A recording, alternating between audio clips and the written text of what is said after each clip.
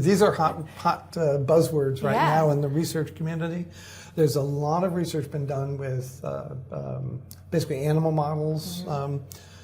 And what people talk about autophagy and apoptosis is basically changing either, regenerating cells from aging cells, regenerating with replacement cells, and it's also kind of the cleaning system, right? A cleaning system, but also cleaning up internal cellular machinery, particularly involving things called mitochondria. And mitochondria are those little furnaces inside cells that actually do the oxidative energy generation. That's where oxygen is consumed along with either fat or carbohydrate to replace the high energy phosphates, ATP and creatine phosphate.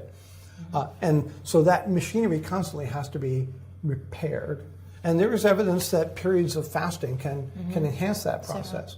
There's been less research with well-formulated ketogenic diets done long enough to actually look at that. And again, the turnover of cells and the turnover of mitochondria, that is how frequent they're replaced, is measured in weeks or months, not in a day or two. Sure. And so particularly for human, to have human-specific results, it takes rigorously done studies, and there aren't that many groups who have been able to sustain ketogenic diets long enough to really look at that. And again, stay tuned, because that's an area where Dr. Volek and his team are on the forefront of doing that research. Yeah, I think I'm certainly not an expert in this area, but I think autophagy can be stimulated by reduced insulin, increased glucagon, inhibition of mTOR.